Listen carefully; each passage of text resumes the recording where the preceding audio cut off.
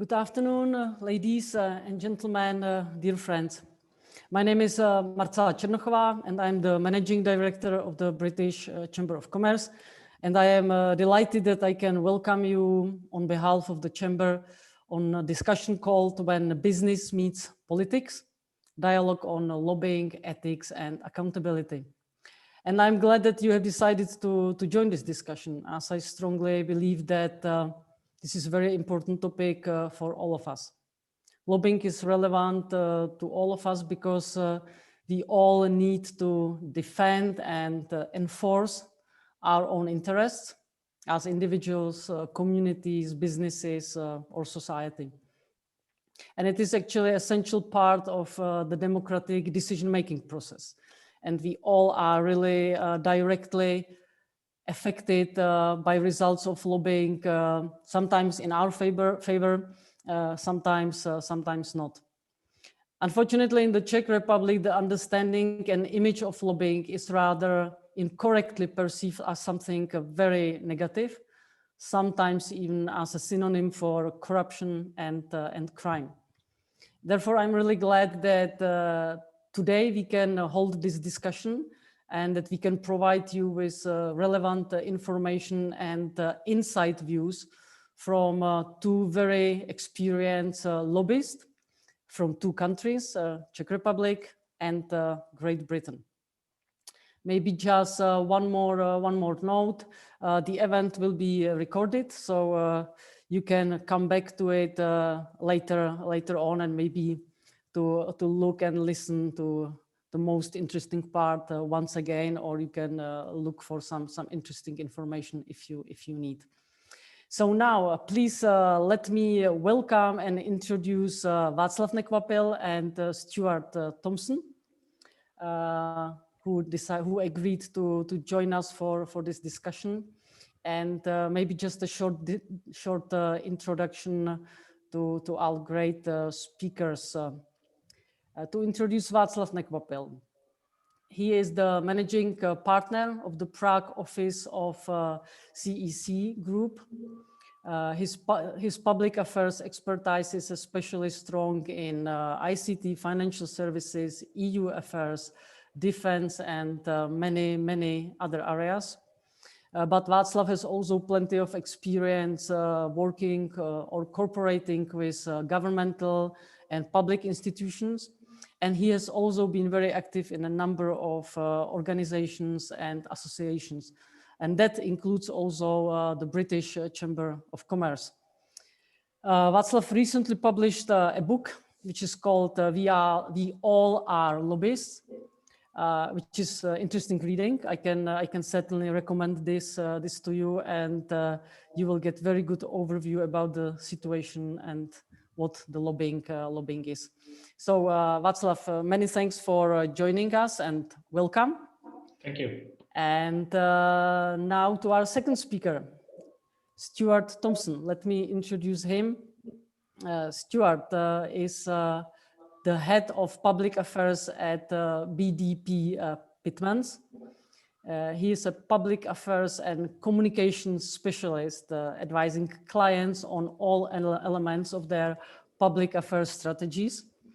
Stuart is also the author of several books. His most recently published and very highly rated book is called Public Affairs, A Global Perspective. So there is another food for your thoughts to read. And what's also interesting is that Stuart won the Best Current Affairs Influencer category at Vuelio's Online Influence Awards 2020. So Stuart, welcome, and thank you for agreeing to join this discussion. So as you can see, we have two great experts, and there is something which we can really look forward to learn about the lobbying. Václav, Stuart, the virtual floor is yours. Thank you. Thank you, Marcela. Thanks for the kind introduction. I will just add that the English version for those who don't speak Czech of the book will follow later this year. So I will work on this very soon. Thank you for this. I mean, nice introduction and for this opportunity. As we work a lot in the chamber on many issues, including transparency, ethics in business relations, and as we are British chamber with British companies mostly present in the company, the idea was to, I mean, put it in a context, in broader context, with a country which has one of the, I mean, longest democratic tradition in Europe, which has some institutions we don't have, and some institutions which maybe would be needed here. We will speak also about the rules for transparency and lobbying, and I'm very glad that both of you, Stuart and me, are not only doing the job we do, but also try to educate people. And my personal experience also from business circles, including the chamber, is that not everyone fully understands what the lobbying or public affairs is about. Also not some customers of us or potential customers maybe they don't call it lobbying, but this kind of communication discipline is needed to be explained. And I will just mention one thing. We have in both our countries there are the Association of Professional Lobbyists. I'm president of the Czech one, the Association of Public Affairs Agencies, APPA, and in the UK, Stuart is active in BRCA, right? The British. So we both try to work inside the community to educate and to make, I mean, people informed what the lobbying and public affairs is. So thank you, and maybe for our audience, the plan is that we have now less than 1.5 hours until 3:30 Central European time, so 2:30 in the UK, and we will start with the conversation. We have several topics to kick off the discussion with Stuart. And I will open the floor afterwards to anyone. So you can raise your hands, and we can either you can be allowed or make speak. But also I'm sending into the chat a link for Slido, which is very easy. It's Slido/BritCham, where you can write the questions, comments, and I will try to pick those who will be, I mean, who are relevant, and I will, if you don't want to ask personally, you can put it in Slido, and we will pick them up later in this conversation. So Stuart, thank you for this. Maybe I will start a little unusually, which usually people end, but I want to start with that. I think as I said, the audience is composed here from business leaders, from I mean, various British and Czech companies, but also we have some activists for transparency and others. What do you want to be remembered from this conversation? What do you think is the least known or thing which should be repeated? And which you want to, I mean, to put an emphasis on during the next discussion. Well, thank you for the invite today. That's it's a pleasure to be involved and to speak to you all today. I mean, I think I could give a really sort of long-winded answer to this, question, but I won't. You'll be glad to know. I think critically, the more that transparency is involved in everything we do, the more that we take the role of ethics seriously, and that's both on the political side and also the sort of the lobbying side of things as well. I think the better. So whilst we all suffer and have suffered from various, and they're called lobbying, scandals, and they keep going on. We've just been through a couple here with Boris Johnson receiving text messages from sort of leading business people, but then, more importantly, or maybe a higher profile one with David Cameron now, again, the former Prime Minister here, undertaking sort of lobbying work, but not being captured by, or that work not being captured by the current rules. So I think, everything we say, and I know we've got some discussion points around how to build relationships and things like that, but I would come back to those points. I would come back to the sort of the rules around what we do, both set by government, sort of statutory, legislative side of things, but also those set by the associations that we're members of, so the CIPR and the PRCA. From my perspective, the more that we can have that, the more that people can have faith in what we do as part of the political system, as a valuable role within the political system, the better. But frankly, I think a lot of it is up to us to explain as well. So it is around reputation of ourselves, absolutely, but it is also about telling audiences, the public, but also politicians, what we do as well, and the benefit. So I think everything we talk about here, I'd frame back to those particular points. Thank you, Stuart. So we will come back to a lot of issues you raised in the conversation. I think I will make a short advertisement of very nice podcast, which Stuart was recently host, and I'm following it from the very beginning. It's one of the very few podcasts about lobbying, which shamelessly in the beginning was named The Lobbying Show for some reason, shamelessly, and now they rename it to Political Life, which I don't know why they changed the title, because maybe they were afraid of the word lobbying, I don't know. But in one of the previous episodes, it's a US, very US centric, and you were there as one of the few European, or as they say, international guests. And there was a guest one last year, John Raffaelli, the American lobbyist, who said, and I like this abbreviation of like 4 features of lobbying, which the good lobbyist or anyone who lobbies should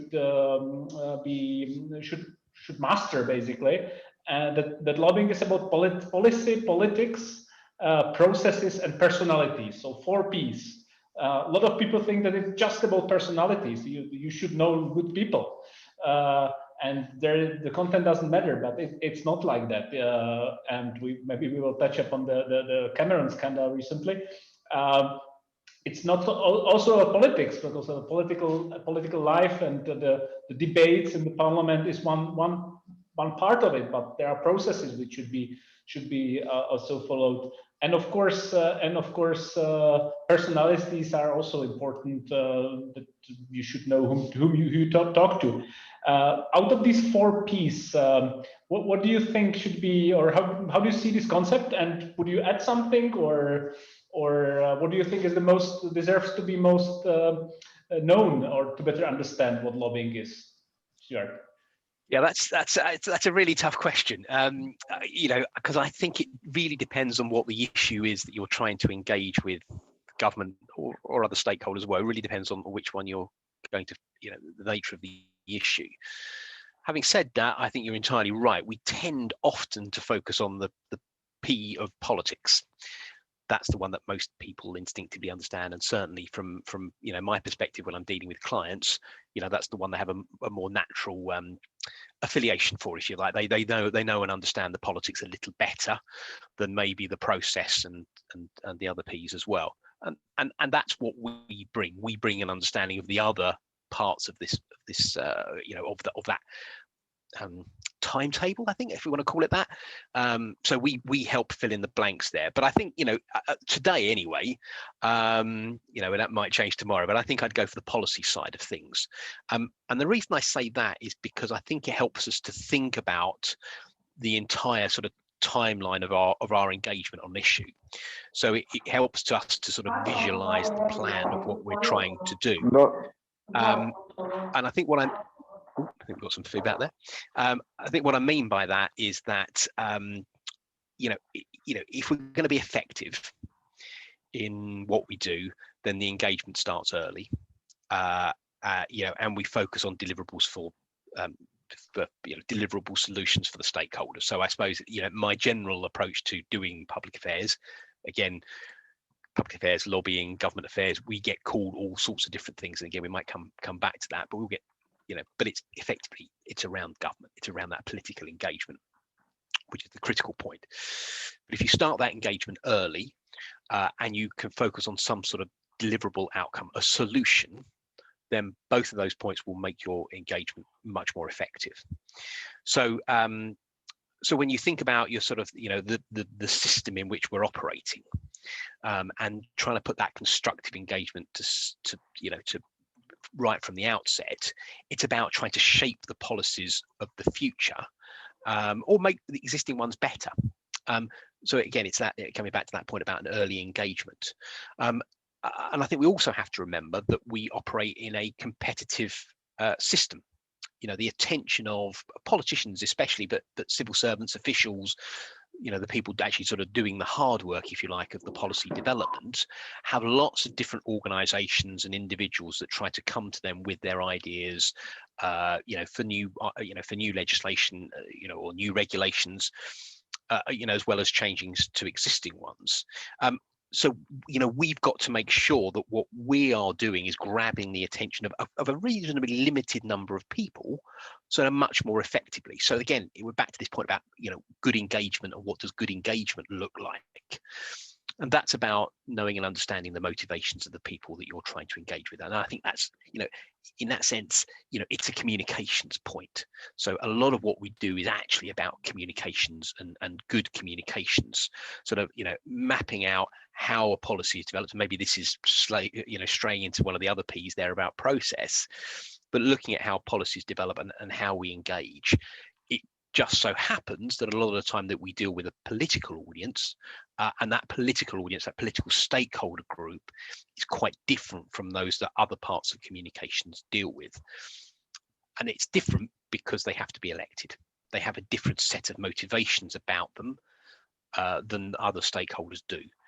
And what does that mean? It means that, you know, if you're an existing politician or government, you need to show that you've delivered over a period of time, however long, you know, and in, you know, certainly in our political system, the government sort of gets to make up when it goes to the polls, you know, and so we can have relatively short governments, we can have sort of, you know, slightly longer 5-year governments as well. But whatever you know, whatever, whenever they go to the polls, whenever they go for a general election, they have to be able to stand up and say, look, this is what we have achieved over this time in office. Or for those looking to get into government, or those newly, you know, people looking to be newly elected into positions, they have to show what they will achieve. They have to show what they will deliver.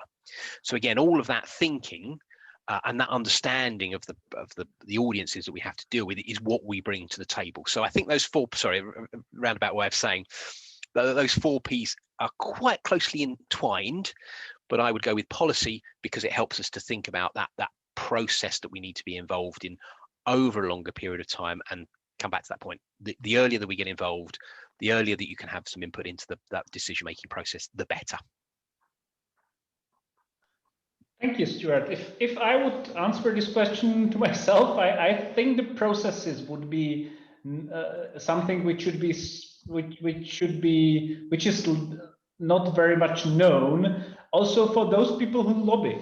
Because if you look at the profiles of people who work for associations, as independent lobbyists, or in agencies, or for various companies, usually they have some background. They came from public administration to few years in the civil service, assistance of members of parliament, or something like that. Some background of this kind.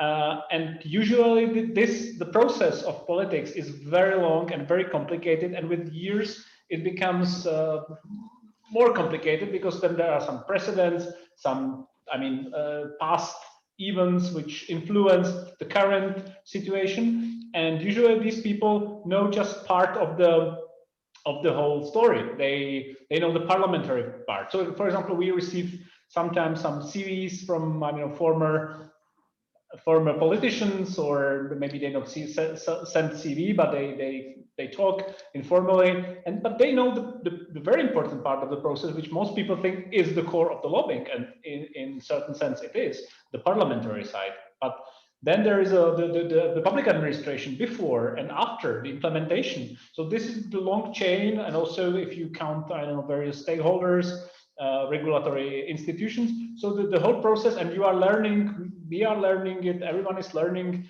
the whole process as it goes. And so to understand where you stand in the process, that it's and you touched upon this, Stuart, that it's not if you start lobbying in the parliament, it's sometimes too late for make big changes. You might do some small changes if there is a will, but the earlier you start, for example, you are not in the EU, but for us as a EU member state, and you will not debate it. You have to simply accept a lot of these things coming from Brussels. But we still have a word around the table in Brussels, and they are our civil servants who come to Brussels to negotiate something, which 2, 3, 4 years after become a law in all EU member states. And in that moment, that's usually the moment where the whole process starts. So for me, I think the process is something which should be better known, because it's not so obvious when speaking about lobbying as the political discourse or politics as such. Do you have something? I agree, and I think you're right there, and I think that doesn't help with our own reputation, as you mentioned about the Czech Republic and certainly in the UK as well. Because people don't really understand what we do, it's partly because they don't really understand the political process. So, we all end up with a sort of our reputation's tainted because of a lack of understanding about the system. Now, that's not necessarily our fault, but it certainly doesn't help. Yeah, thank you. Just technical remark, you have the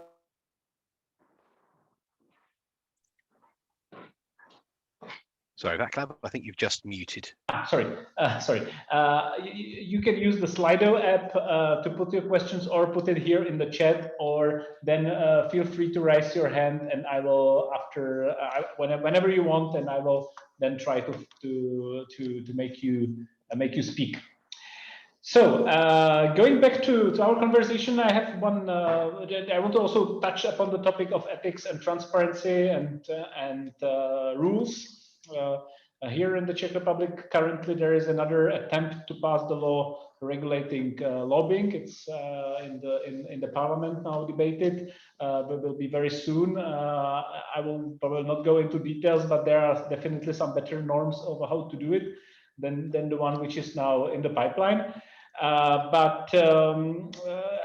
I recently, or a few years ago, I read the book of personality you definitely know, and a lot of our, participants know, Ian Greer, who was famous and sometimes infamous British lobbyist from the 80s and 90s. He wrote the book One Man's Word, which is interesting from many reasons. But the reason what I've picked out of this book is that he described the moments of interaction between lobbyists or business and British politicians or members of parliament in a way which is unimaginable now today. Like a company came to a member of parliament. He said, "You should go to this lobbyist. He's really good." Usually, it's the guy who wrote the book, Jan Greer, and then he sent an invoice for referral of this service to the lobbying company, and it was perfectly legal in that time. And then there were some scandals, and I want to focus on the scandals because the scandals are usually that what makes lobbyists be perceived in a very wrong light in the public.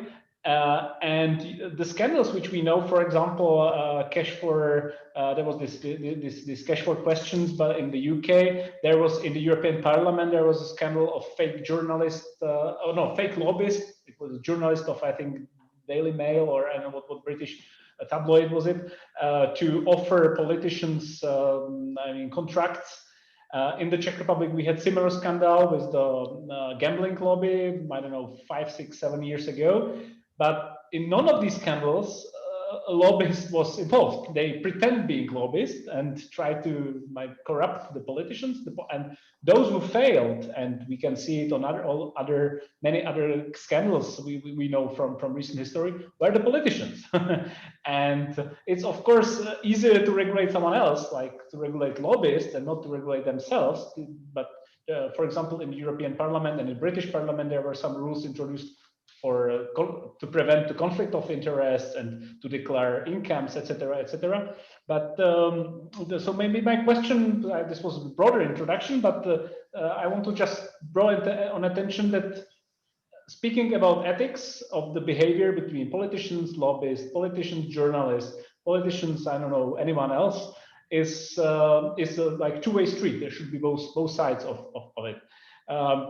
We have some, I mean, self-regulatory measures here implemented, despite not having the law. You have the law on regulating the lobbying in the UK, I think since 2014 or 15. What do you think that it? I don't know. What do you think it brought to you? Do you think did it help to the reputation that you have the regulation, or it's not intertwined? No, I think the legislation that we've got currently, I mean, I think you could probably technically describe it as rubbish.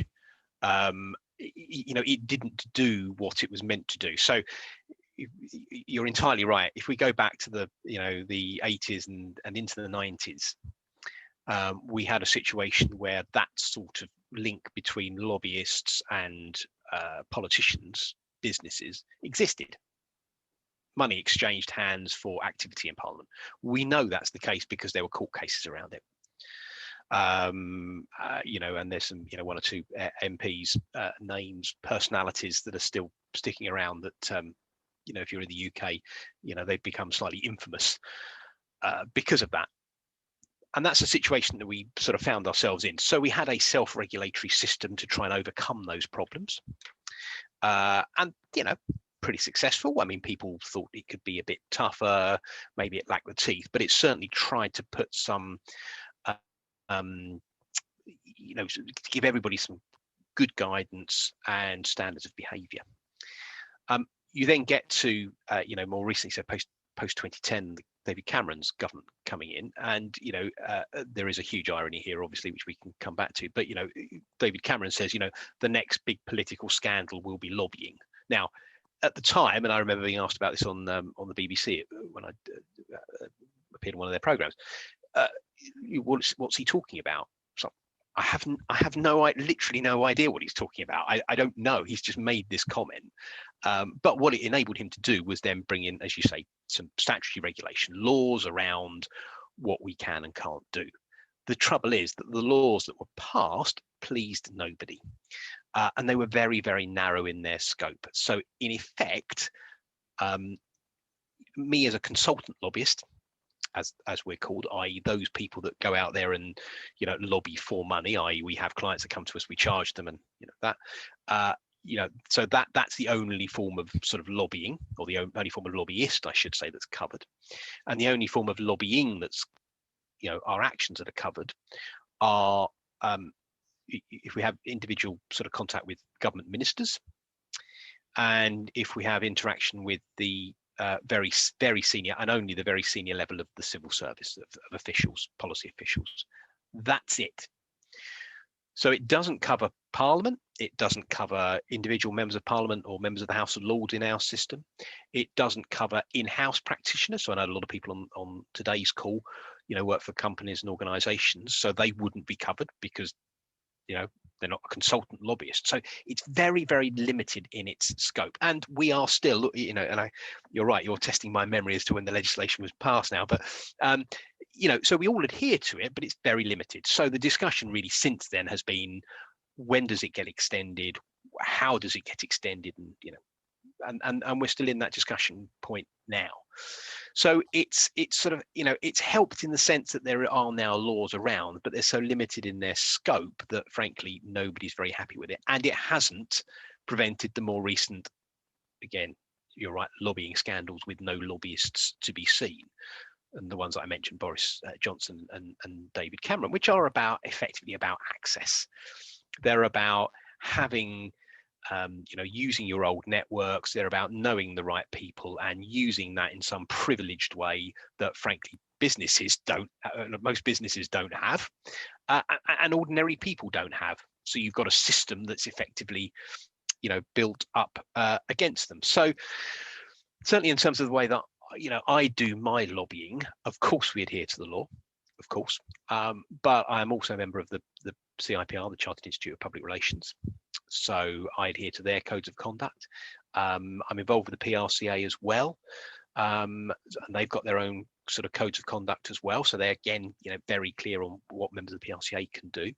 I also try and, it's a bit, maybe a little, day to day, but I do try and keep my CPD up to date. I do try and read books. I'm very happy to have the recommendation of your new book to come out, which I will devour in the English when it comes out later this year. To keep learning, to keep finding out what best practice is, and see what others do as well. And I think my final point really is that because so for those, probably the vast majority, if not everybody on the call, BDB Pitmans, who I work for. So I head up the public affairs practice at BDB Pitmans. We are a public affairs consultancy, but we sit within the law firm. So BDB Pitmans are a law firm. And I'm sure this is a pretty universal truth. The regulatory systems around expectations around law firms is certainly a lot higher than it is for most other professions. So by working in a law firm, I also have to think about conflicts of interest, and I also have to think about, these are the two main ones: conflicts of interest, and also where money for clients comes from, money laundering checks and all those sorts of things.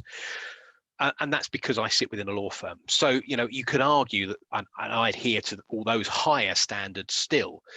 So that tends to be over and above what many others in the profession have to think about. So that gives me an extra layer of I was going to say protection. I don't quite mean protection, but it gives me it means that I have to think about even more in that ethical standpoint. And I think the sooner other professions, and I would include public affairs, lobbying as a profession as well, the sooner we all have to adhere to those sorts of standards, I think the better. I think that gives people I think that gives all the people the protection and reassurance that they will need as well. Thank you. Maybe if I will just briefly mention, we have the code of conduct of the association, which is a prerequisite to be members of the Association of Public Affairs Consultancies. Those of us who are registered in Brussels are also have to adhere to the transparency register, which is its code of conduct. By the way, I think that's a very smart way how to not to call the register lobbying register, but call it transparency register, because transparency is what the main purpose of it's about. And for many companies, this is also not, maybe some companies don't like the word lobbying. We had some conversation with our clients that if you mention in our contract lobbying, don't use this word, put there, I don't know, consultancy, public affairs, government affairs consultancy, but not lobbying. So there's still there is still a fear about this. And we have one question we have more questions, but one which concerned the transparency. There is I think the question one is about Germany, that whether we see, it's Annemarie Fortschäger, our former client, we see Germany introducing a lobbying register at the state level. Is this a move in the right direction, and what are downsides of such registers? And I will connect it with the other question on transparency, whether how far the transparency can go, so it would not turn to be counterproductive. For instance, if industries and politics communicate via the media, is this really desirable? So when there is a limit, I would maybe translate it, and we have the discussion around the lobbying law. If there will be too many obligations for lobbyists, and there would be a way how to bypass them, for example, being a law firm, and just adhere to the law on bars, or to be, I don't know, to be consultant in something totally different, or you would not declare. You will find the holes where you can escape from the regulation. Where is the limit of the transparency? Maybe put it that way. Where it would be counterproductive? Where is the moment where the registration and this obligation would become counterproductive. Yeah, it's a very good point. I mean, I think I'm not going to pretend to be an expert on the various registers that are already in place or are coming into place. I mean, obviously I'm most familiar with the Brussels one, Westminster, and there's one in Scotland as well. I mean, they all take a slightly different view of these things. I suppose I've got two different perspectives on the amount of transparency, if you like. One is that you can go to the other extreme. Now, I suppose I'm less worried about that from a company perspective, although there would be, of course, costs involved in complying. But I'm almost, I suppose, more concerned about it from the sort of the user side of things, the recipient. So, who you make so much information available that effectively there's just too much out there and you can't really see what's going on. So the amount of information that's made available has to be useful to somebody so that they can look through the register and say, well, look, this company has been engaging with these politicians in this way, and they've got this size of team. Those sorts of issues would be useful. If you go too much information, then effectively there's just so much out there that it becomes pointless, really. I think, or that's the danger. But I think if you keep focused on engagement with direct engagement, I think is really the most useful side of things. So the direct engagement with political audiences or officials on a particular policy area, then I think that's useful. Doesn't take up huge amounts of time, but people would find useful on the receiver end as well. So that wouldn't include, as you've suggested, media relations and things like that, because actually, if you're talking about media relations, sometimes it's not always extremely obvious that you're actually trying to get to a political audience. A good story about, I don't know, we talk about vaccines and things like that at the moment, but on those sorts of issues, aren't directly about exerting political pressure, if that's what we're thinking of lobbying as being, but by raising the profile and making the public more engaged and aware, then could it have that implication? Yes, it could do, but that's not the necessary aim of that particular piece of work. So I think it's around that direct engagement around politicians and policies, and then being clear on what we are and aren't allowed to do, but equally, again, I'll use politicians as the example, being clear on what they are and aren't allowed to do as well. It's that two-way street bit which you've already mentioned, Václav. I mean, it is around us having requirements, but also the political audiences having requirements, either through the Parliament or the Assembly, of which they are a member, or set down by governments.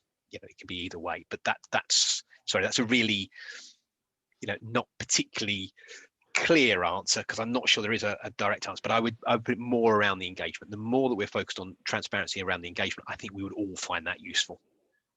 Yeah, when I wrote the book, I tried to, make it as I didn't focus on regulations specifically, because it was not my task, but I want to show to everyone that the portfolio of lobbyists and lobbying is so broad that you have CEO of a company who is doing his own job as a CEO, but from this very defending of the interest of the company, this in many cases means to lobby, basically, to meet people, to discuss. And if you and so that's why I think that I'm not a big fan of reporting everything, because then you would not if you build any regulation just on reporting, it's so difficult in the situation where you exchange WhatsApp messages and whatever. What is the communication? How do you define communication? Sending letters or meeting people face to face? But then one message can change the whole situation. So there should be some obligation put to policymakers. And some policymakers in many countries, including Czech Republic, are themselves publishing whom they talk to. There is a huge space, at least here in the Czech Republic, which in the UK works. There's a huge space of improvement on public consultations. The UK, and we had the presentation for the chamber, how it works in the UK, how it works in Brussels, how it works in, I think, New Zealand or Australia is a very good example, how to involve as many lobbyists, as many interest groups as possible in the very early stage of drafting legislation, so they would not come in the mid of the legislative process panicking what's going on. So they can be told, okay, you had the chance to express already when it was drafted. So I think these are the transparency rules which should be implemented. But if in the situation when, especially in small countries, we are a mid-sized country, but in small countries like Slovenia, which is ranked by Transparency International as the most good, the best example of how the lobbying should be regulated, where everyone knows everyone. You just go to one coffee in Ljubljana and you met everyone basically. It's basically impossible to. It doesn't make any sense to report meetings, because it's not about reporting meetings. It's about drafting legislation, and that's why I like the point of view of accountability, transparency, and just from the very fact that you meet someone, it doesn't mean that he would follow your instructions, as many people think. You can see these two met, so that means that he's voting as this guy told him. No, it's in most cases is not the case. So I will let's go to other questions we have here. I think I will leave Stuart to maybe to answer one which is very interesting. How can a balanced lobbying system be established? I mean, how can smaller interest groups of the society get the same power in politics as the private sector? And I will pick the next question on populism. How would you balance the small ones, the least not so much financially strong interest with the big corporations? Yeah, I think I've always got a couple of queries in my mind when it comes to these sorts of issues. First of all, I think you're right. There's a perception, and again, a lot of the time it's just perception, it's not reality, that bigger corporates have more money, therefore they spend more money on their politics, their political engagement, and their lobbying efforts. Now, frankly, that's just not always the case. When you speak to a lot of what you'd think of as big corporates, their government affairs teams, their lobbying teams are, a couple of people, not necessarily bigger than that. So I think that's the first point to bear in mind, is it's not always a, cash versus, lots of money versus not very much money sort of debate. Of course, there will be examples of that, but I don't think that's one that we should necessarily have to you focus on solely. Even as a smaller organization, though, you need to sort of grab hold of what you're good at. Now, that might be around the groups that you represent. You are simply very good at engaging with a particular group in society that you're campaigning for or championing. And therefore, that's your really strong point in terms of your messaging that you give to these audiences. So in that sense, size doesn't matter, because what you're very good at is being very clear and very good in your engagement, but representing that particular group in society or that campaign. So to make the best of those strengths. The other side is that just because a company is spending lots of money on something, if that is the case, their engagement might not be any good. I mean, they might not be talking to the right people, for instance. They might not be saying the right sort of things, and bigger organizations often have to balance a whole number of different interests internally, not least, those, at the top of an organization that often have very clear views on how things should happen.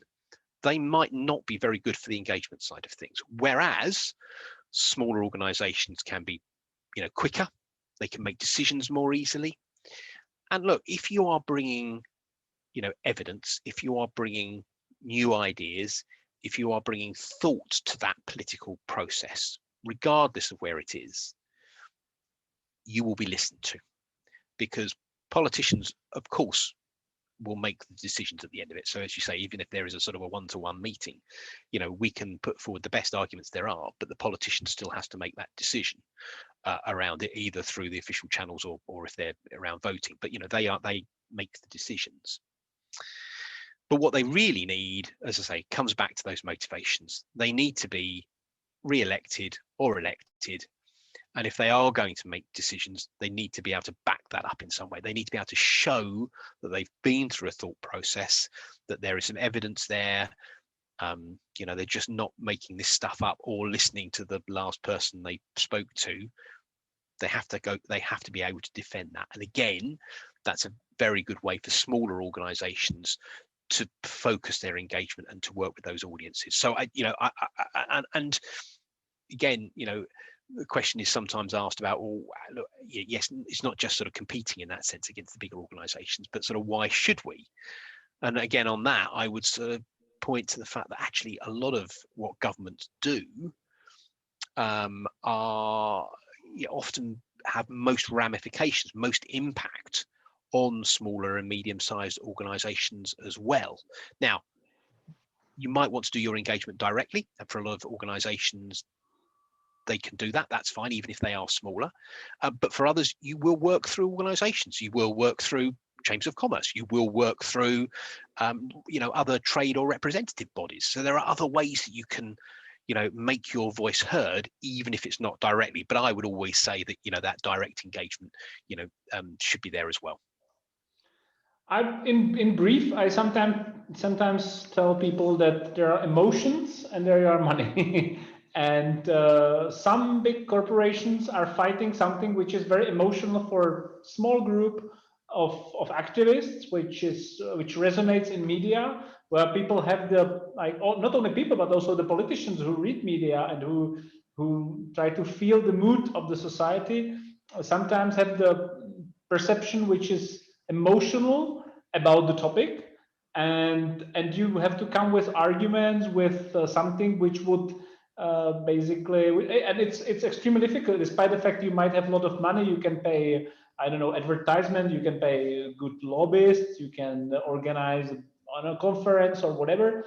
You still have to, you are not in equal position when it comes to emotionally strong topic on the other side. So it's not just about money and the size of the company. So one of the misconceptions about lobbying is looking at the US situation, where the lobbyists, unlike UK, unlike Czech Republic, unlike in any European countries, are basically part of the sponsoring or fundraising machine, helping political candidates to be re-elected. Bear in mind that for the House of Representatives in the US, you have 2 years mandate. So basically, you are elected and you start fundraising for the next elections. And in the US, there is nothing like state-funded political parties. We have in many European countries, you become money for basically every seat in the parliament or in the regional assembly. But in the US, there is nothing like that. You have to find money among your supporters and among corporations and PACs and super PACs, etc. So this is very different situation, where the money really plays some leverage or are kind of leverage on politicians. But in Europe, of course, there are private money in politics, but usually these money are channeled to various people, and it's corruption. But in the US, this is the machine which keeps the political system working, moving. So speaking about emotions, and also one of the topics we maybe not go too much to details here, but it's these grassroots campaigns, which are very common in the US, where you basically mobilize a small group to be heard on a national level. It's something which we in Europe, there are some small campaigns like this, but it's not fully artificial as it's often in the US. It's sometimes based on public demand. So let's go to the second question I wanted to pick, and it's about populism and lobbying. How much has the rise of populist politics impacted the world of lobbyists? I think it depends. Sometimes there is one aspect of it is the emotions. Populists bring emotions to the politics. So populists basically make their message on populism or on message which they know the people want to hear. And if you are able to stick to that with your interest, if you have the same interest as the populist party, it's an easy win. But if you go against, then it's not. So I think that it makes the landscape little less how to say, a little less organized or a little difficult to understand. In many cases, the other side of the populist and lobbying in the politics, and we see it here in the Czech Republic and in many countries, is that for many populist parties, or the parties, I would not say maybe populist, but parties with no ideology, that you don't know whether this person is socialist, conservative, liberal, green, or whatever, these people are usually technocrats. So for lobbyists, I would say, frankly, that it's easier to lobby them because they come from business environment. They don't have this ideological lenses or ideological glasses to see on things. And they are, if the problem you are lobbying or you are talking about is not one of the major priorities of the government, it's something technical or not so important for the government as such, it's relatively easy to speak to them because you have to bring arguments, but the discussion is very pragmatic with those with those who serve, for example, as MPs of various non-ideological parties. I would not say populist parties, but non-ideological parties. That's my experience. What do you think, Stuart? Yeah, I know. I think that they are extremely valid points. I suppose, I mean, arguably, we've got quite a populist-based, prime minister here, government at the moment, following on the coattails of Brexit. But lots of their other sort of policies seem to take reasonably populist positions. They have to decide as a government how to adopt those populist positions. So I suppose what I'm trying to say is you might find, I haven't really seen this yet, but it might be something that we all have to think about, is actually making sure there's a very high public profile for the issue that you're dealing with, to make sure that as a populist, they are absolutely listening to what's being said on the main media, the main, as we would have it, tabloid newspapers, or wherever, whatever they think is, where the man and woman of the people, the real sort of, working class, often the real drivers, the real majority of the population are, what's their thinking. Now, they'll do that through focus groups, but they'll often take the temperature through the media as well. So it might be that as lobbyists, we do end up doing more across the media and social media to ratchet up the profile of an issue, to show there's some real momentum behind a particular cause or a particular position that populist politician might well then take notice of. So I haven't seen loads of that sort of as yet, but one can well imagine that being a consequence of more populist styles of government, I think. Yeah, you are right. And I will maybe come to the next question before we have one more question, which I will leave to the end, how to become a lobbyist. So that will be our maybe a later question. But now I will come to one which touched also the British, and you mentioned that, so British politics. And it also shows one of the weakest points of, one of the misperceptions when speaking about politicians. And this scandal of David Cameron give to many people proof that it works like they think it works, and not like we are with Stuart. We are telling them it works. And you wrote a blog on the PRCA website, which I have to quote one sentence, that Mr. Cameron's effort have thrown a spotlight on links between politicians, their former colleagues, and civil service. By the way, it was for those who are not well informed about this scandal. David Cameron, during the pandemic crisis last year, made some phone calls and participated in a conversation with Bank of England on behalf of investment fund, which just recently got bankrupt, and all these scandal became public. And he used his, contacts and his reputation to help the fund to be included in a relief measures of the British government. So, and what Stuart said about it, that they have only reinforced many people's misconceived ideas of lobbying and public affairs. Is it often seen as being about backroom deals or worse, about money? My question to you is, what to do with that? How can we fight this? That when the former prime minister is proving us not wrong, but well, I mean, he's taken us back to the 80s, hasn't he? He's taken us back to the 1980s, and he has, the irony that I mentioned earlier on, he has created the next big scandal, which is lobbying. So the man that said the next big lobbying scandal was lobbying has created it himself. Yeah, I think, and it does take us back to that point about behavior in the 80s and the 90s. I mean, and we as a, I suppose just taking one step, I'm happy to call myself a lobbyist. I don't mind being called a lobbyist, but I tend to think of myself as a, I would normally badge myself as a public affairs practitioner. The reason that I do that is, one, because I think public affairs is broader. So it's not just about the parliamentary side or assembly side with MPs and members of the House of Lords for us, but obviously for different systems. But that direct political engagement, as a lobbyist, effectively I was focused on Parliament and politics. I think as a public affairs person, I'm thinking about other stakeholder groups. I'm thinking about the media sometimes. I'm thinking increasingly about social media.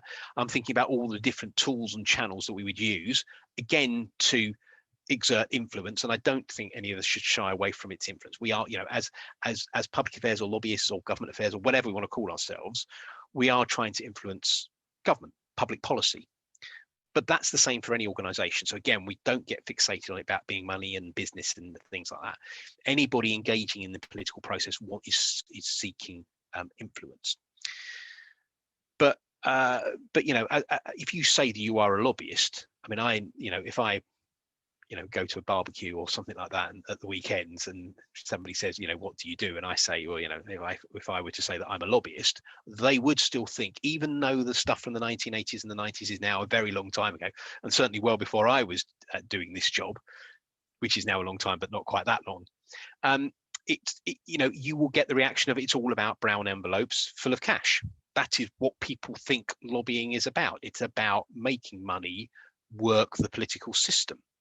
So, the Cameron example reinforces that idea about a sort of a cozy club of people that know each other, that went to school or university together, looking after each other and making decisions for themselves, not the country as a whole. And certainly from the UK, and I know, this may resonate with other countries as well, that also plays into prejudices about, class and privilege as well. So that all sort of gets, sort of slightly mixed up with, this is slightly bigger, sorry, maybe bigger sociological type issue for the UK, but it does all sort of get sort of mixed up in that. And so there have been, and I double checked this morning just to make sure that I was right. So in post-war, post-Second World War, there have been 15 prime ministers in the UK. Only 4 of those didn't go to Oxford University. That's it. So basically, if you want to be Prime Minister of the United Kingdom, you have to have been to Oxford, to all intents and purposes. Now, that sort of says something itself. And actually, it's not quite as big a number, but most of those prime ministers also went to fee-paying schools. So public or private schools, depending on where you are. But, their parents or whatever paid for them for their, primary and secondary education, and then they went to Oxford. Not quite as many for the paying education, but a large element as well. So again, you've sort of got this idea of a cozy club of people all doing favors for the other way. So I think the only way through this is transparency. I mean, I think it's that, again, it comes back to that point that we made right at the start. You put the transparency in there. You put the sunlight being the best disinfectant. I think that's the way we do it, and we apply it to the politicians, and we apply it to the lobbyists as well. And those lobbyists are also not just businesses; they are also NGOs. They are also charities. So it's all of us. We all have to adhere to that same level of transparency. Then we will overcome, I think, the problems that the likes of David Cameron has placed on us. We have one follow-up question on this in chat. I will try to, here. From Jan Waldinger, should one fault Cameron for trying or fault those who agreed to give preferences which they might not otherwise have given to anyone else? So whether his fault for trying or fault those, you can see it in the chat. Do you see it, Stuart? Yeah, sorry, I'm just having a double check. I think you can blame David Cameron. I think you can. He is a former prime minister. He should be acutely aware of how his actions will be perceived. I think, the fact that he didn't go through, the proper channels, and he tried to get round those by using mobile numbers that he had because he had been the prime minister. I think absolutely, he should have been acutely aware of his position. He should have been aware of the danger of his own reputation, but the reputation of his former colleagues as well. And he's the one that put the legislation in the first place. So I know, again, strictly speaking, the legislation doesn't cover him and his activities because he was an in-house lobbyist, not a consultant lobbyist. So that's a failing of the legislation, which I mentioned earlier. And again, you can say, well, if you're the company, you employ people like Cameron because you know that he's got the phone numbers, the mobile phone numbers of these people. Well, again, you say the company has gone bankrupt, so it's slightly different. But, if you want to, well, put it this way, I would always apply that tabloid test. I would always apply that front page newspaper type test. If you are a company or any organization, but if you are a company and you're paying a politician, former politician, whatever, to do certain types of jobs, they behave in a certain type of way. Are you happy for everybody to know about that if it appeared on the front page of the newspaper? If the answer to that is no, well, don't do it. If the answer to that is yes, well, you deserve everything you get in terms of regulations and legislation that will come your way afterwards. Your decision. I know where I am on that scale. It's up to other organizations to make their own judgments. I like this front page test. We can see it on our front. We have shorter tradition of democratically elected prime ministers, but there were many of them after 1989. And I would say the only one would stand this. The only one from those who end up in business would stand this test. And but usually they are valuable for some companies, and we can see it on former German Chancellor Schröder. They are valuable for foreign, not European companies who want to have someone who would open the door for them because this is the way how it operates in Asia or in Russia. But it's not sustainable for a long time. Usually, this is these people are there for some of them end their political career with some kind of scandal. So for many Western companies, they are not acceptable. And those who either step down or basically lose elections or whatever, they have to be clever enough to do the work as you describe it, to be maybe not fully transparent, but to behave properly, and to use not only the knowledge of phone numbers, which is in the current situation is not something which is so special about former prime ministers, but it's also about knowing the processes and knowing where to intervene in what moment of the political process. And I will say my personal maybe experience from 12 years or 11 years ago when I started working for CEC, and CEC was the brand here for, I don't know, 15 years before I started working with CEC. But I came from non-governmental sector. I was former assistant to MP, which was definitely not a high-profile position, but I learned the process, at least in that time, how the parliament works and how the office of the prime minister works in that time. And the only thing I had in that moment was the brand and my clients. So I worked for, we have been working for many big international corporations. And it's not the problem of access. You can access basically anyone here.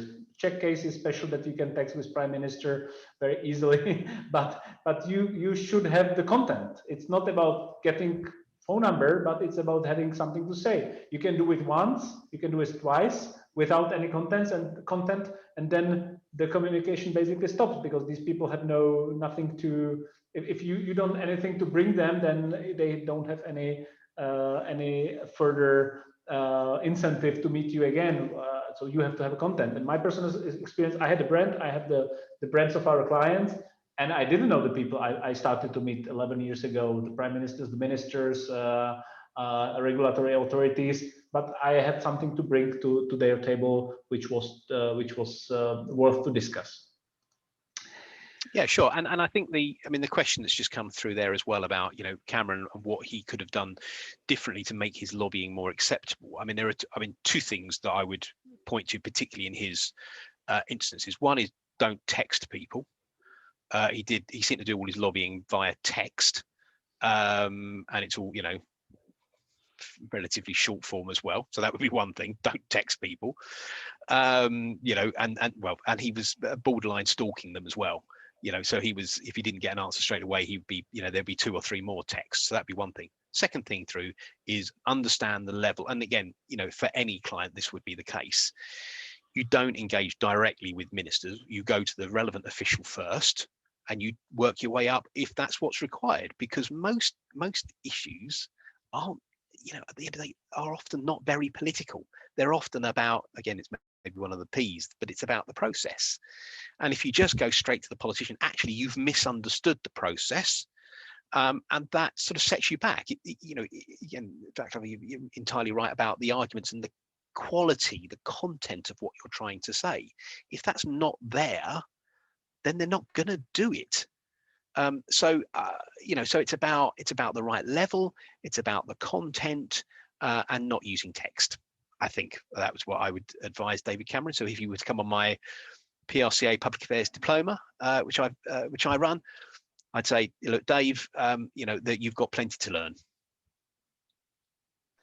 So you answered the question of the follow-up question we had in the chat. Right. What he could have been doing more to make it acceptable. I will give a floor to anyone who wants to raise hand and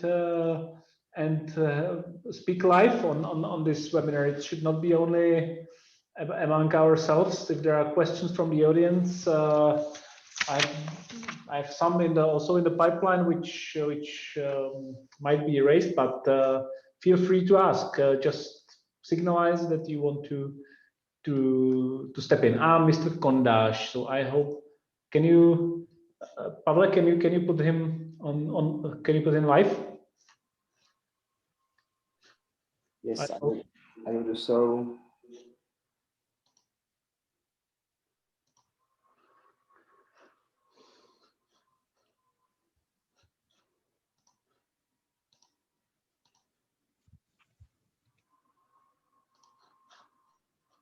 Yeah, we see. You should unmute your microphone and we can hear you. Mr. Kondash, you are on mute, I see. The phrase of the year 2020, you're on mute. We don't hear anything. So just a second. Okay, it should work now. yeah, now It is working. Okay, excellent. Good. So, hi, gents. Actually, I'm Jan from Tesco in the Czech Republic. Václav, thank you very much for writing or compiling the book. I read it with a huge interest. So it's been, I think this is a very useful publication. And nevertheless, of course, I also actually appreciate very much all the discussions with Stuart and with you. My question is the following. Václav, you know very well that in the Czech Republic, we don't have a legislation for lobbying. And this maybe actually comes from the history of the country. We are seeing actually a lot of tensions between behavior of the politicians and also actually the perception of the publics. Stuart, would you advise us actually to go on the path of the investigating of the possible legislation in the Czech Republic and how we can go forward actually with this issue? With this task? That's a very good question. I mean, I suppose instinctively, I always worry. Maybe this is borne out in some of the work that I've done over the years, but I always instinctively worry that as soon as politicians try and write new regulation, new legislation, there's a danger they get it wrong. Now, that means that we need to be good at our job and help our clients sort of engage in that process, but they can still get things wrong, or there's the sort of the law of unintended consequences that, what they try and do is, on the one level, fantastically useful, but actually then just captures a whole range of different activities that they didn't really mean to capture. So that makes me slightly skeptical about sort of putting government too much in charge of these things. So I suppose in the first instance, I would say, look, a good, well-policed, self-regulatory system with teeth, where if people are, don't follow the codes, they are kicked out, named and shamed, those sorts of things. So, there's some proper action taken against them. I would always start with there. Now, for most countries, actually, most of us have got those sorts of things already in place. Therefore, if we then need to go to the sort of the actual, statutory law regulation, then yes. But I think as much as possible, we try and not have to carry the huge amounts of costs which can often be involved. So when government set up new regulators, which we often sort of have to deal with, they don't make it some mass monstrosity of an organisation that has loads of people working for it, that then the costs simply get passed on to the regulated, i.e. us, in some way. So that's the first danger. And I think the other danger is making sure that you have some way of making sure that it doesn't have any regulatory creep around it, that over the period of time, it sort of grows and grows and grows because that's often what, regulators often end up doing. So that probably doesn't answer your question, and I would think. But so I would start with the self-regulatory system. If we think we need government, regulation, those sort of laws, then fine, but try and put some very clear markers in place to prevent some of the dangers that can happen. I say we ended up with a law that frankly isn't very good, really. If my comment would be, it's following what Stuart said. It's extremely difficult to write it correctly, and we see a lot of publications of various NGOs who say, look, the UK has a law, Poland has a law, Hungary, I don't know, everyone has a lobbying law, so we should have it as well. But if you look in the details, Stuart spoke about the British example. We had here several years ago a Polish person who explained the Polish situation. They have a law which obliged something similar as the UK, but no one registered. No one is using it. But on the paper, they tick the box. We have a lobbying law, and that's it. The other extreme is the law which would put a lot of administrative burdens to lobbyists.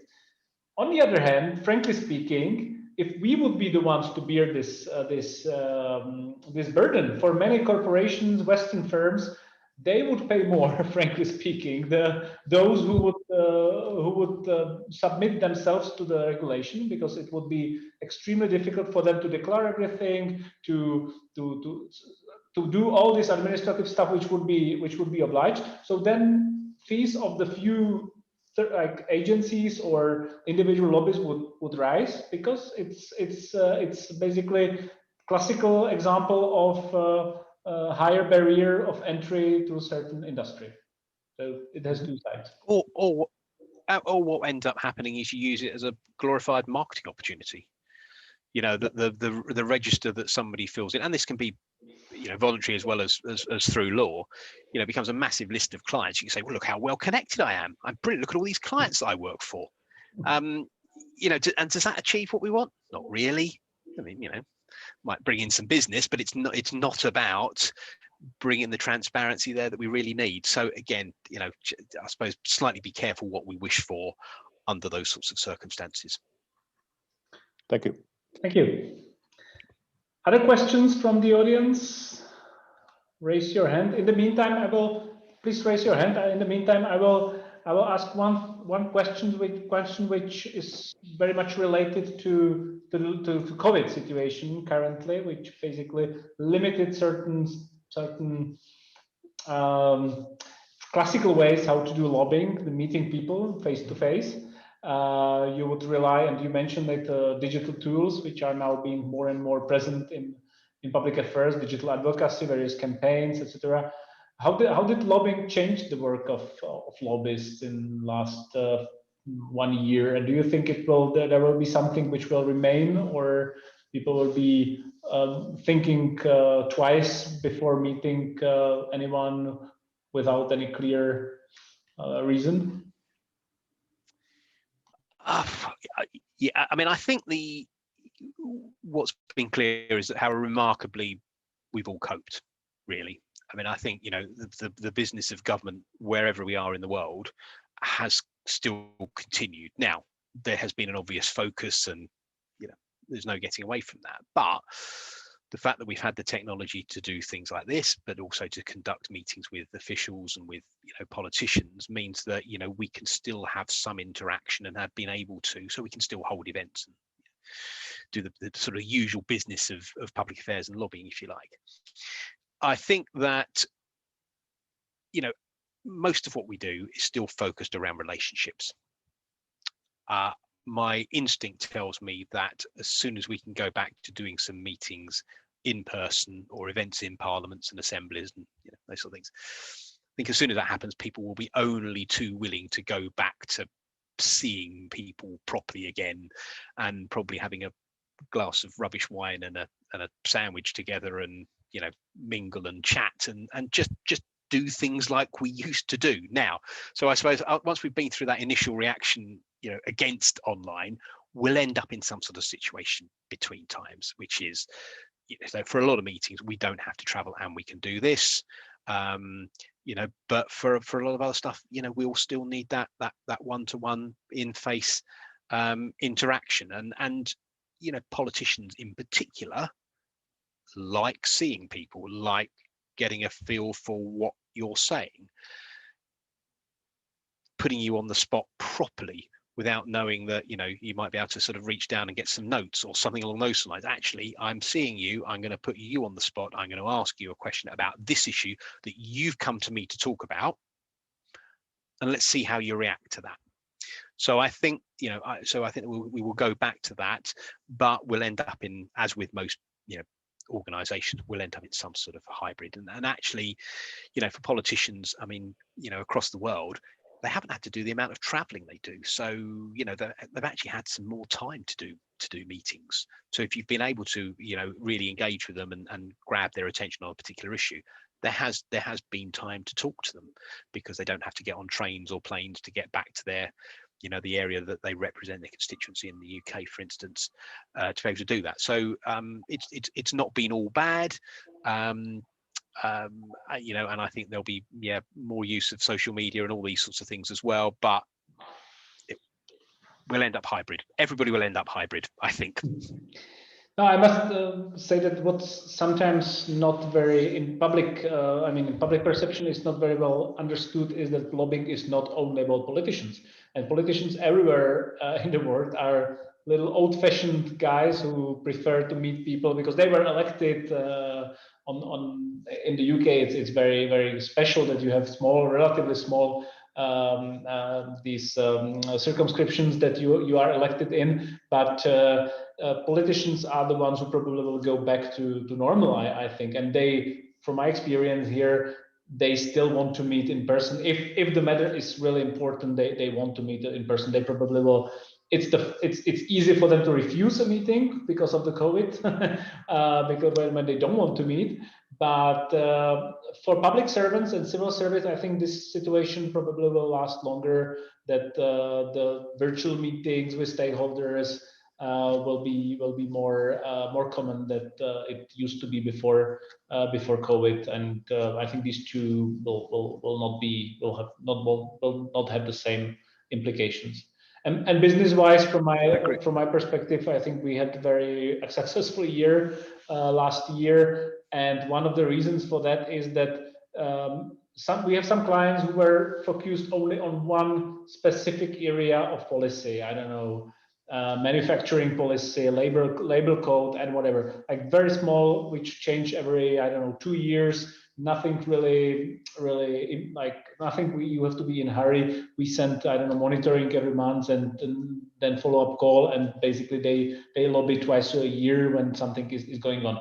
Last year, everyone started to follow what the government is doing when it comes to lockdowns, to border closures, to various measures they have to implement in their, for example, in their facilities, to their employees, this child care substitution, school closures, and everything which we are following in the media impacted the businesses, supply chain across Europe, etc. So they now started to be more eager to know what is going on, and also to lobby for their particular industry, why their industry is so crucial that should be part of critical infrastructure, for example, or some preferential treatment on the side of the state. And you have to find arguments, and you have to also give them a frank assessment whether it really makes them so special compared to nurses or first responders or whatever, that their industry have to be somehow preferentially treated. So all these things was part of the last year, and it was completely new situation when the state has such a big power, which was unprecedented in the recent history. Yeah, and I think governments across the world will also now need to think beyond COVID. I know the vaccinations and the health situation varies hugely excuse me, not just across Europe but across the world. But as we start to see an end of COVID, at least in its worst form, hopefully, and most impactful form in terms of lockdowns, all governments are going to have to think about what that future country looks like. What does a post-lockdown, post-COVID Britain look like? Does it have more devolution, so our powers pushed downwards? Is it about the economy? Is it about parts of the country, the north versus south for us, regional disparities? Is it challenging those? Is it focused more on skills? Is it focused on particular sectors? A whole range of different issues which government will have to think about. Whereas, whilst the impacts of COVID have been huge, but they've all been an emergency focus, which is, look, how do I keep the economy afloat? And how do I stop people? How do I stop people dying? How do I keep the economy afloat? And how do I keep the health system working? I know they're big issues, but those three things. It can now start to think beyond that. And certainly from, again, a particularly UK perspective, we have to remember that for the 18 months, 2 years before COVID, we had Brexit. So we've had a political system dominated by Brexit for 2 years. We had a new government, the first post-Brexit, if you like, December 2019. By March 2020, COVID's hit.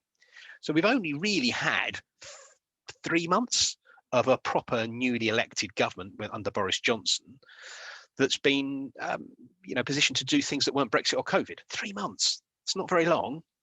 And then the next election will be coming around in 2 years' time, roughly, depending on when they say it. So they've only got a short window that, again, coming back to our understanding and of the process, but the motivations of politicians, which are different from other audiences, they've got to put themselves in a position where they can be re-elected in 2 years' time. So that means being good at mapping out what they're going to do in those remaining years and deliver something that's not just about COVID. So from our perspective as, public affairs lobbyists, frankly, that's an opportunity. It's an opportunity for all organizations to try and shape that post-COVID agenda and environment. So we all have to be thinking about that. Thank you. So, and if there is no other question, I will post the last one from the chat. In the meantime, I put in a chat link on the lobbying show, which now is called the Political Life podcast. But you, as podcasts are usual in your podcast application, so you can find it. I don't know, Spotify, Google, Apple, and whatever. So I really recommend you to listen to some of the episodes. It's very US centric, but it gives you, very broader understanding of lobbying across US, and there are some also European episodes. So it's in the chat. And the last question, if no one is raising his or her hand, it's very easy how to become a lobbyist. It's the question from our Slido chat. What's your answer? I came into it in a slightly different way.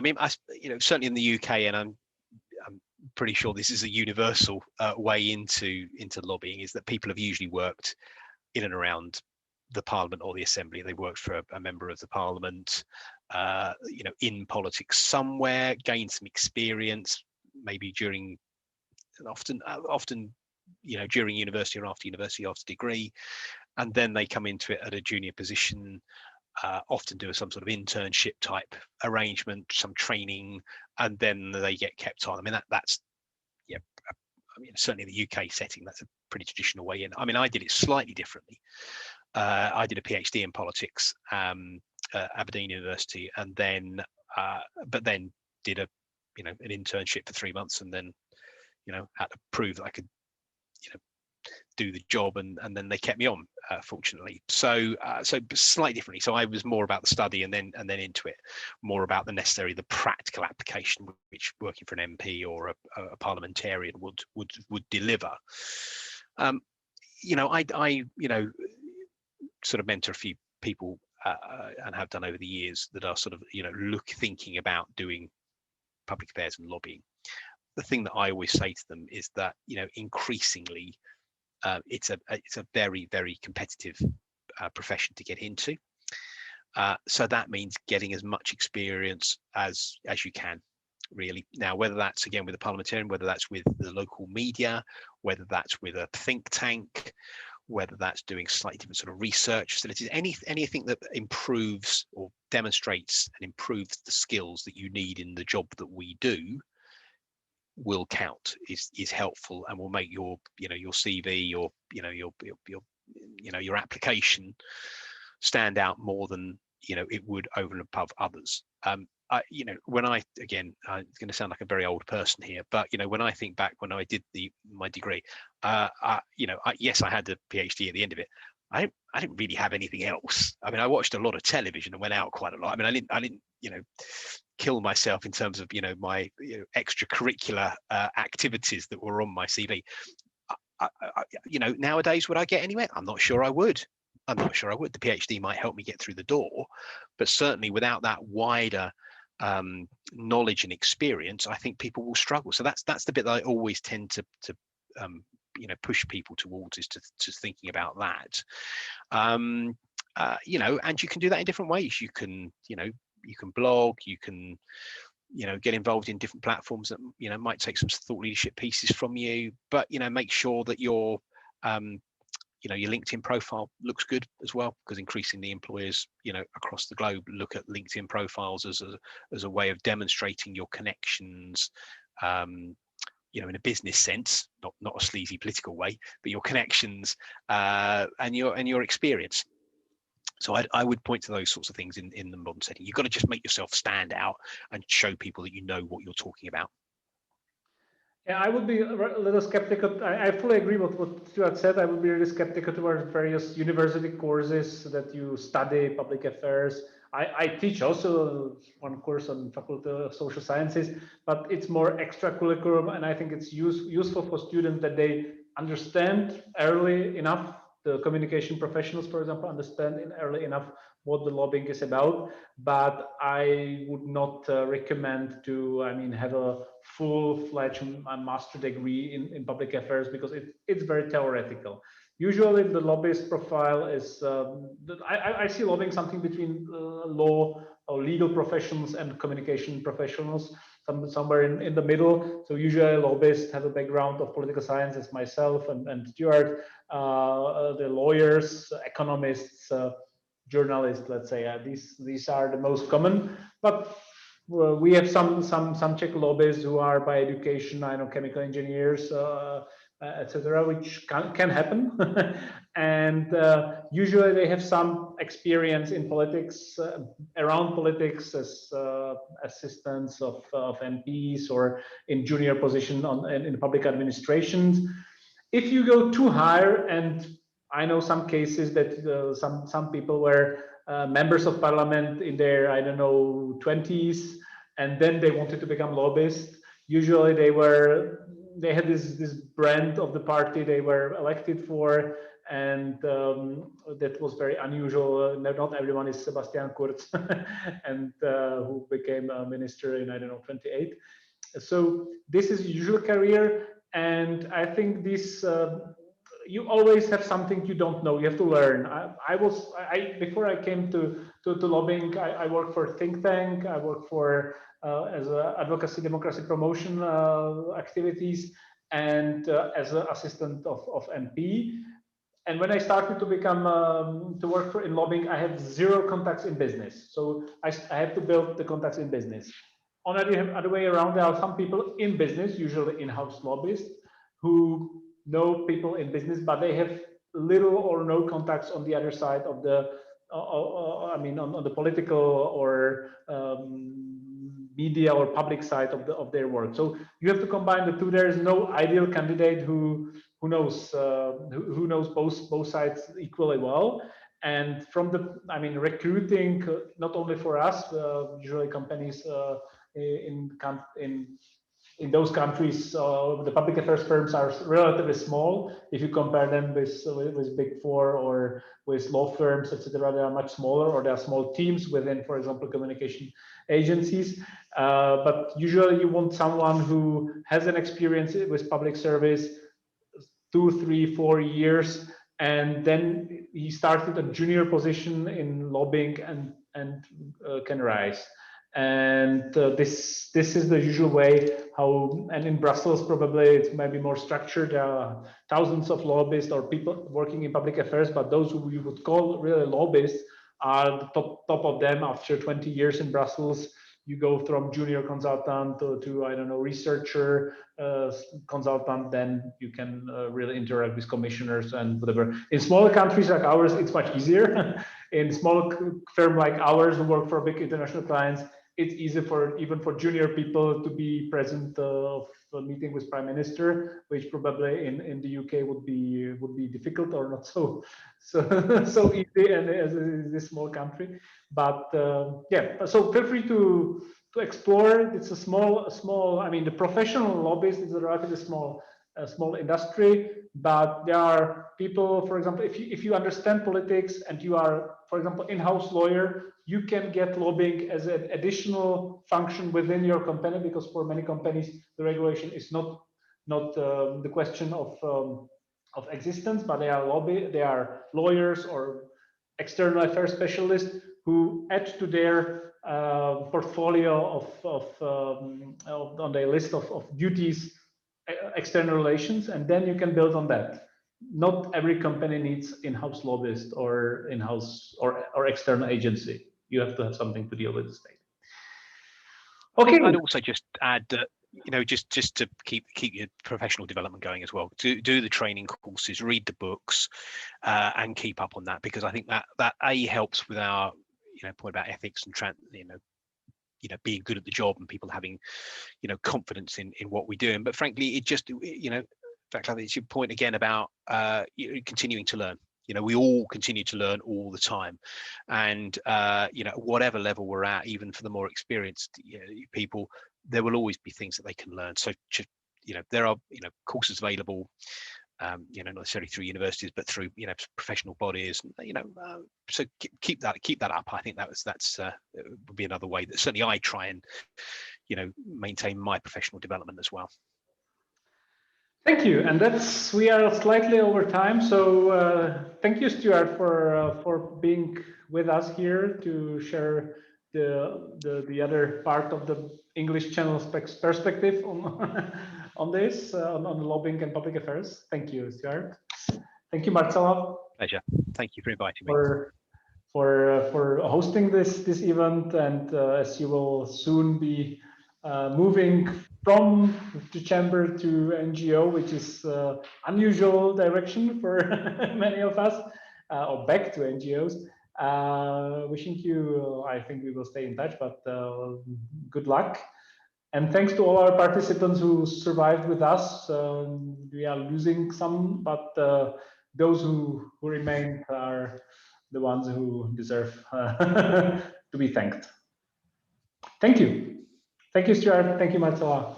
Thanks, everyone. Thank you, Václav. Thank you all. Bye-bye. Bye-bye.